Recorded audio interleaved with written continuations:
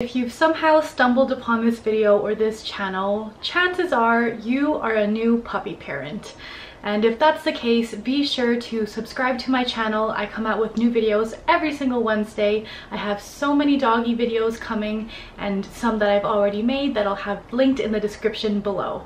But before we get started in today's video, I just wanted to take a moment to say thank you guys so much for all the love and support on this channel and my doggy content. It really does mean the world to me. And I'm really glad that these videos are helpful for some of you guys. Also, thank you guys so much for over 300 subscribers. That is amazing. Thank you so much. If you guys have any doggy related videos that you'd like me to make, be sure to leave them in the comments below. I read every single one of your comments, so that is the best place to let me know. But in today's video, I wanted to share some tips on basically the first day of bringing your puppy home. So what you should be doing before they're even home, tips for the car ride home, and what you can do the first day. As always, I just wanted to put it out there that I am not a professional. I'm not a dog trainer or a vet or anything like that. I'm just a fellow puppy parent like you, trying to help one another. So yes, if this isn't perfect or if you disagree, that is totally fine. This is just what worked for me or what didn't work for me that I wanted to share with you guys. So without further ado, let's get started. So even before your puppy is home, there is some things that you should prepare. And one of the first things you should do is puppy proof your home. What does that mean? Well, you should sweep the floors, pick up anything that they could chew on, such as cords, anything that's hanging that they could grab onto with their teeth and pull and could potentially injure themselves. Things like hanging plants, curtains, things like that. Anything that they could break or injure themselves with, you should put away for the time being. I feel like that's a given, but definitely make sure you do that. Another thing that I think is super important to have for your new puppy is a crate. There is so many benefits to crate training, and I would love to make an entire video just about crate training if you guys are interested.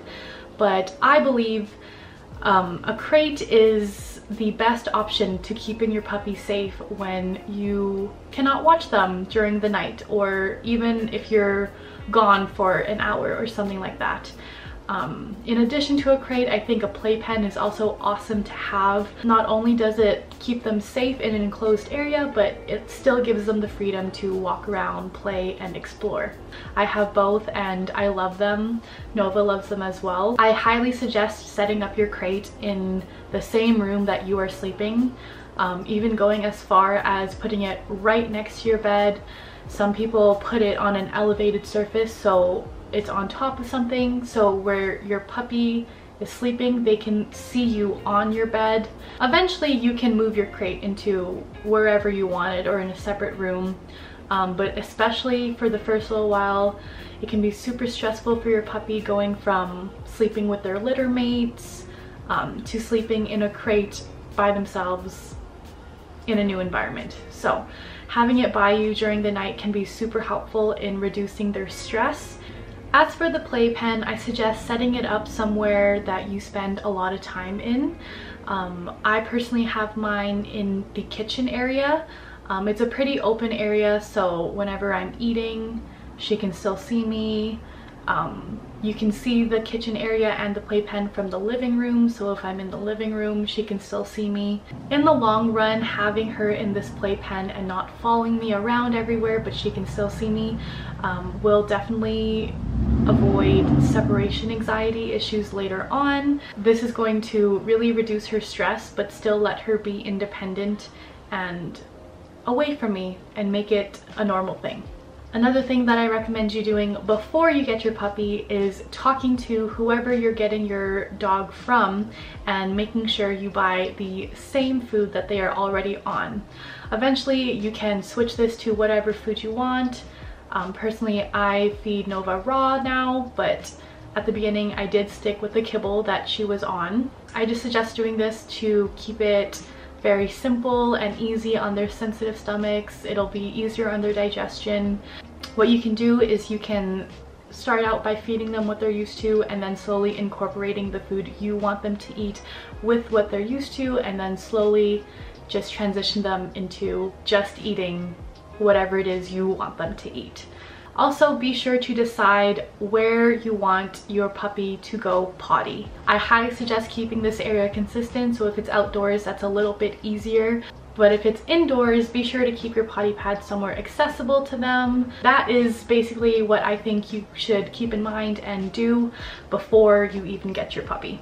Now let's talk about the car ride home. Personally for me, the car ride was 4.5 hours, which is pretty long for a little puppy, pretty long for a car ride in general. But some things that I think are essential to bring for your new puppy for a longer car ride is a blanket, a water bottle, and a potty pad. This car ride home can be a pretty stressful event for your new puppy. Chances are they're not used to being in a car, moving. Obviously they're not used to you quite yet. There's new smells, new people, new sights, so it can be pretty stressful.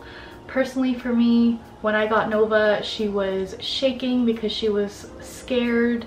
She was also trying to escape by like climbing and trying to get away. It can be a very hard sight to see, but it is normal.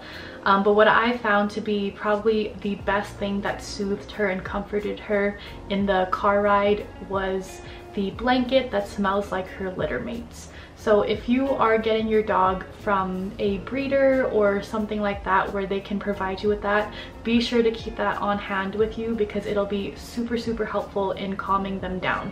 But almost instantly, as soon as I gave her the blanket that smelled like her litter mates, she settled down, she sat in my lap, and everything was fine. She stopped shaking, she stopped climbing, and things just went a lot smoother that way. What I also learned during this car ride is she really liked being in tight places. She really enjoyed sleeping in between me and the center console, just in that little crevice right there. Or she really liked being wrapped up in a blanket like a burrito. So that is why I suggest you bring a blanket of some kind. It can be very comforting for them to be wrapped up. They like feeling secure and safe.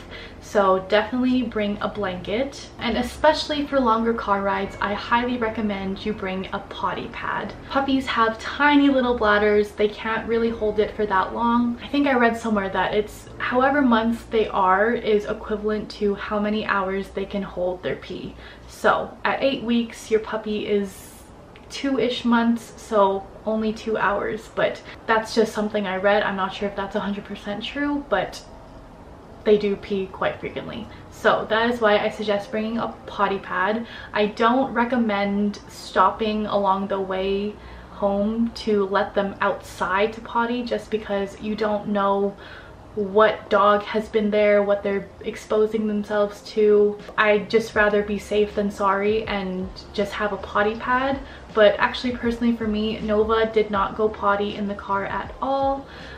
She actually slept the majority of the time, so that could be a reason why, or she could also have been feeling overwhelmed and stressed from the new environment and just didn't go at all. So yeah, but it's better to have it just in case. But another reason why a potty pad can come in handy is your puppy may get car sickness or motion sickness, especially for longer car rides. I didn't personally experience this, but I have friends who've gotten dogs that have thrown up in the car, and that may happen with you, it may not. Dogs are different, but I wouldn't be too worried about it if it does happen. It is normal.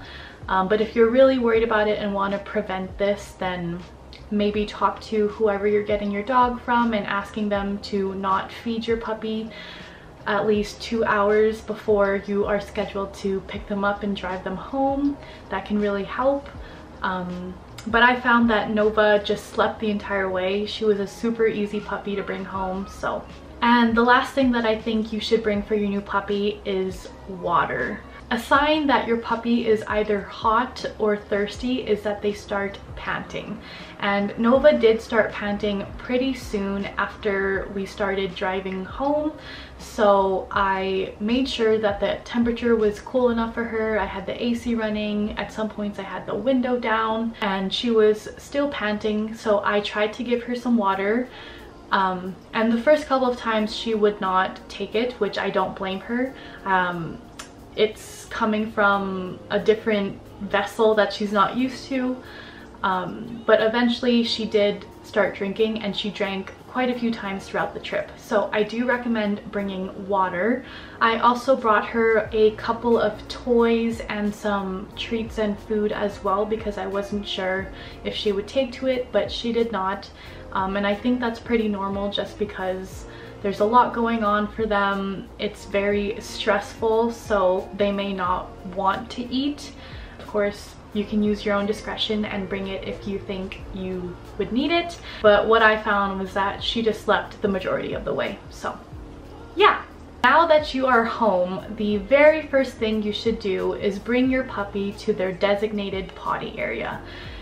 They probably really need to go because they've been in the car for a long time, and this is a perfect time to introduce them to where you want them to go potty. So if this potty area is on a potty pad indoors, be sure you carry them to that area, just because if you just let them down into your house and let them walk and try to lure them there, they don't know what that means yet. They'll just go wherever they want. So to prevent accidents, I highly recommend you pick them up and bring them there. But after introducing them to this designated potty area for the first time, I do recommend that you bring your dog there every hour. This is going to help you so much with your potty training journey. For more information about this, I did talk about it in last week's video, so I'll have that linked up here and down below in the description. I also wouldn't recommend letting your dog roam your entire house and explore it that way. That can be very overwhelming and stressful for your dog, so I suggest keeping their world pretty small at the beginning and slowly introducing them to new rooms over time. I would just keep their world as small as their playpen and the room they will be sleeping in with their crate. Speaking about the crate, I highly recommend introducing your puppy to the crate as many times as you can throughout the day before they even have to sleep in it. You can make this a super positive experience for them by praising them, rewarding them, petting them, giving them treats if they're taking to treats at this point.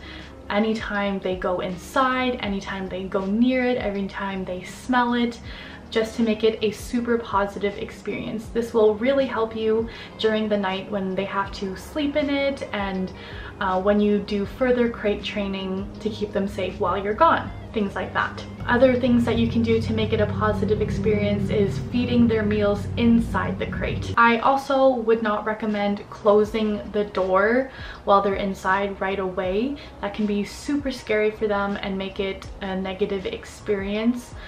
Chances are they're not used to being in an enclosed space like that alone or at all. So yeah, try to keep it as positive as you can. Like I said earlier, I would love to make a separate video just about crate training if you guys are interested.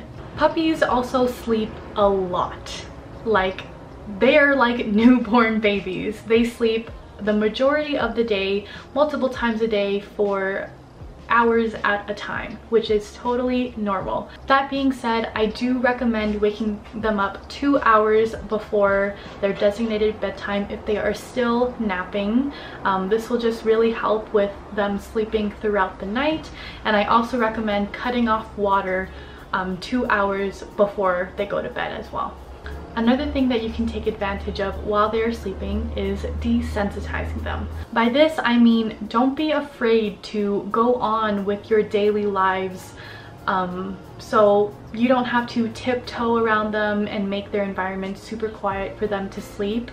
It'll actually be a lot more beneficial to them in the future if you make noise. Pull out the chair, push in the chair, turn on the hair dryer, turn on the blender, cook, things like that. Instead of keeping it quiet and making sure that their environment is perfect, if you normalize these sounds and don't make it a big deal, then they will also learn that it is normal and they are totally fine if things like that are going on. This can be really helpful in the future when you start to socialize your puppy with other people and bringing them outside with new smells, new sounds, new dogs, things like that. Other ways you can desensitize your puppy is by touching them and getting them used to being touched. So holding their paws, spreading their paws to look at their fingernails, touching their ears, pulling up their ears, looking inside their ears, touching their mouths, things like that. That'll become super beneficial and helpful in the future when you have vet appointments and also socializing your puppy. And of course, my last tip is to play with your puppy. It's pretty much a given. I don't think I have to tell you to play with your puppy, but there's so many benefits to playing with your puppy other than it's super fun. Playing with your puppy is one of the best ways to build a bond with your puppy, and having a strong bond helps in training later on. The stronger a bond you have with your dog, the more likely they are to listen to you. So it's kind of a win-win situation. The more you play with your puppy, the more they're more likely to listen to you in training. So play with your puppy. One of the best ways to tire out your puppy is by playing fetch. Don't be discouraged if they don't pick up fetch right away. I'd love to film another video. I just have so many ideas for videos, but I would love to do a video about fetch, the benefits, and how to teach your dog how to play fetch. But don't be discouraged if your puppy doesn't know how to play yet or doesn't know how to play with their toys. It takes time, but they'll eventually learn, and eventually you won't be able to get them to stop. This can't be a dog video without a dog. She just woke up from a nap, so she is super energetic right now. Thank you guys so much for watching if you made it this far. For next week's video, I am planning on sharing my tips for the first night that you have your puppy, because that is a whole different experience. So be sure to subscribe and watch out for that video next week. I post a new video every single Wednesday. I also have a puppy morning routine and night routine planned, as well as grooming tips as suggested by some of you guys. So like I said earlier, if you have any video recommendations or suggestions, be sure to leave them in the comments below. I read every single one of your comments and would love to make content that you guys would watch. And as always, if you like this video, please give it a thumbs up to let me know. It also really helps me out, so it would mean so much to me. I'll see you guys next week. Bye! Say bye.